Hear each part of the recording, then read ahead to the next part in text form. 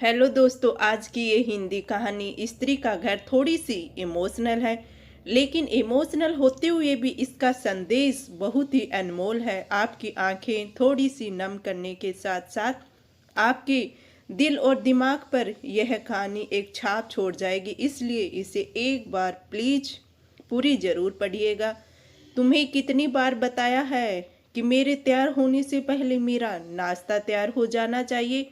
शादी के 25 सालों बाद भी मुझे क्यों बार बार एक ही बात ही बतानी पड़ती है। लता, तुम्हें क्या है, तुम तो आराम से घर पर रहोगी, मुझे काम पर जाना पड़ता है। तुम हो कि हमेशा बेवकूफ़ों जैसी हरकत करती हो। अगर तुम यह जानबूझकर करती हो तो याद रखना, मुझसे बुरा कोई न होगा। आज भी प्रशांत का पारा चढ़ा हुआ था।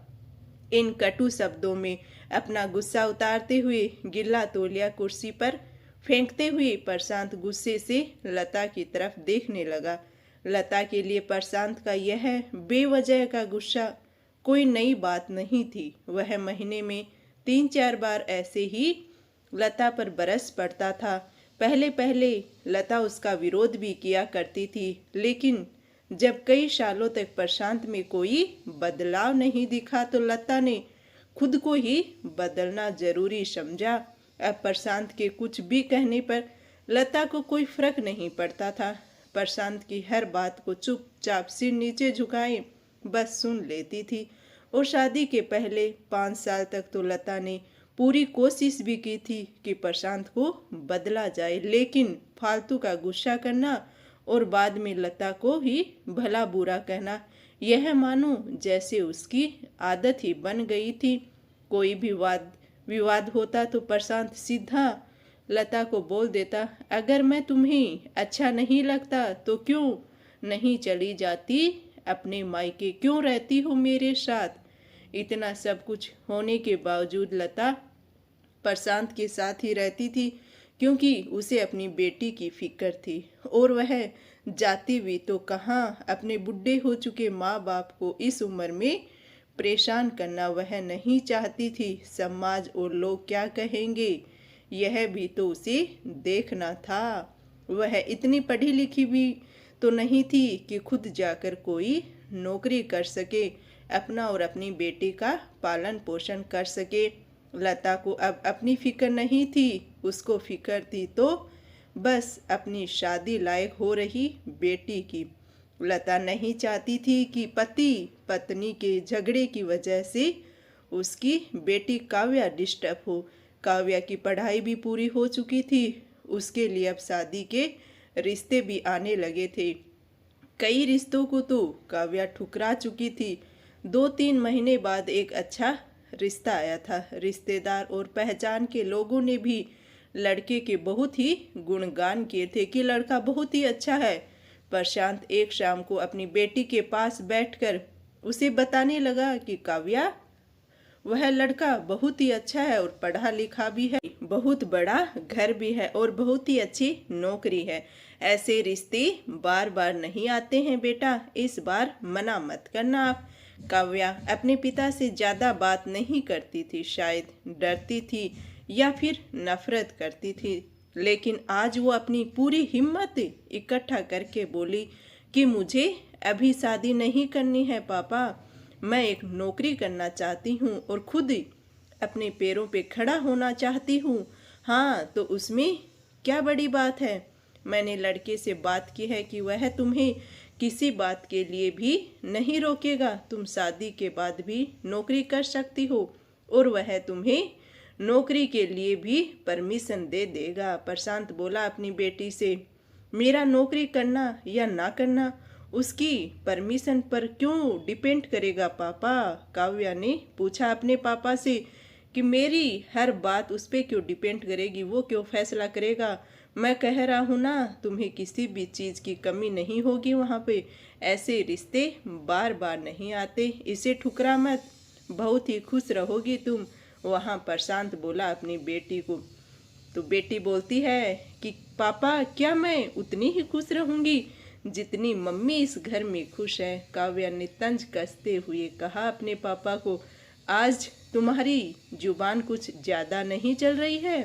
प्रशांत गुस्से से आंखें बड़ी करते हुए बोला अपनी बेटी काव्या को कि आज तुम्हारी जुबान कुछ ज़्यादा नहीं जल रही है, क्योंकि सच हमेशा कड़वा होता है। पापा, मुझे शादी ही नहीं करनी है, क्योंकि शादी के बाद अगर वह लड़का आपके जैसा निकला तो मैं क्या करूँगी?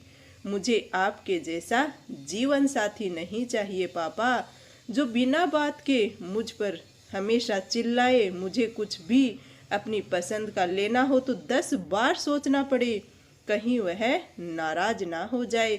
मेरी तबीयत कैसी भी हो उसे परवाह ना हो। रोटी थोड़ी सी मोटी बन जाए तो घर सर पर उठा ले, उसकी चेक बुक ना मिले तो भी मेरा ही दोष निकाले, और हाँ, हर छोटी मोटी बात पर मुझे मायके जाने के लिए कहे। काव्या ने अपना दिल खाली करते हुए पापा से ये सब कह ही दिया। प्रशांत का गुस्सा तो 7वें आसमान पर था, लेकिन उसके मुंह से एक शब्द भी नहीं फूट रहा था, एक शब्द भी नहीं निकल रहा था। वो काव्या की बातें सिर्फ सुन रहा था। काव्या उतना ही बोलकर चुप नहीं हुई। आज पहली बार वह अपने पापा के सामने इतना कुछ बोल रही थी कि पापा, आपने तो माँ के साथ हमेशा ही गलत व्यवहार किया है। आप अपने ऑफिस का गुस्सा बिना सोचे समझे ही माँ पर उतार देते हो। कभी इस बात की भी परवाह भी है? आपने कभी नहीं करते कि उन्हें कैसा लगता होगा। आपकी बातें सुन सुनकर माँ ने तो अपना स्वाभिमान ही खो दिया है पापा। प्रशांत आज पहली बार अपने किए हुए बर्ताव को महसूस कर पा रहा था, और वह इतना ही बोल पाया, जो तुम्हारा मन हो वो करो, मैं तो इतना बुरा हूं ना? काव्या ने प्रशांत का हाथ पकड़ा और बोली, पापा, मुझे सिर्फ एक सवाल का जवाब दे दो। आप तो बस क्या आप चाहेंगे कि मेरा पति भी आपके जैसा ही हो? अगर आपका जवाब हाँ है तो कर दीजिए मेरा रिश्ता आज ही, मुझे कोई एतराज नहीं है। और ना है तो मुझे आत्मनिर्भर बनने दीजिए, खुद के पैरों पे खड़े होने दीजिए पापा। प्रशांत कुछ भी न बोल पाया और वहां से चुपचाप बाहर चला गया। आज उसे लता के सामने जाने में भी शर्म आ रही थी खुद को, और चलते चलते उसकी आंखों से आंसू बह रहे थे। प्रशांत ने आज से अपने आप को बदलने का निश्चय कर लिया था। अगले ही दिन से लता ने अपने पति में काफ़ी बदलाव देखा, तो वह सोचने लगी कि जो हिम्मत काव्य ने दिखाई है, अगर वही हिम्मत मैं पहले ही दिखा देती तो शायद आज परिस्थिति कुछ और होती। अब काव्या पढ़ लिख कर अच्छी नौकरी भी करने लगी थी, और 3 साल बाद उसके लिए एक अच्छा सा रिश्ता आया। और उसकी विदाई पर प्रशांत बोला कि बेटा, तू हमेशा खुश रहेगी, क्योंकि तेरा पति तेरे बाप के जैसा नहीं है। उसे खुद पे, अपने आप पे शर्मिंदगी महसूस हो रही थी। प्रशांत की यह बात सुनकर लता और काव्या की आंखों से भी आंसू बहने लगे थे। दोस्तों, हमारे समाज में औरतों को भले ही देवी का दर्जा दिया जाता है, लेकिन वह स्वतंत्रता नहीं दी जाती है जो उन्हें देनी चाहिए। उन्हें बचपन से ही बताया जाता है कि वह तो पराया धन है। स्कूल से आने में देर हो जाए तो पिटाई मिलती है। मोबाइल पर बातें करते हुए दिख जाए, खिड़की से भी अगर झांकते हुए दिख जाए तो शक किया जाता है एक बेटी पे।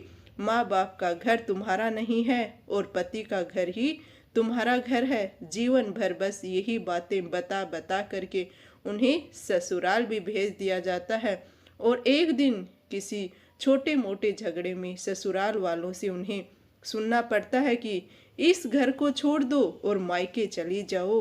अब आप ही बताओ दोस्तों, ऐसी स्त्रियों का सच्चा घर कौन सा है?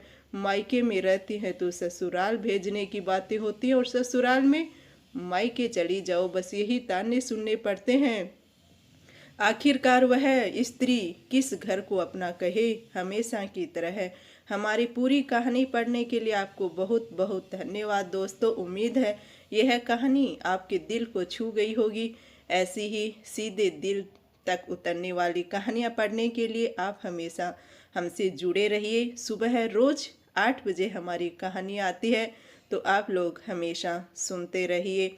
और हाँ, हमारी कहानी को पढ़ने से, सुनने से अगर किसी में थोड़ा सा भी बदलाव आ जाए तो हम सोचेंगे कि हमारा तो जीवन ही सफल हो गया है। बस यही हमारी आशा है। और आप सभी भी हमेशा खुश रहिए, आगे बढ़ते रहिए। मिलते हैं एक ऐसी ही कहानी के साथ, तब तक के लिए राम राम जी सभी।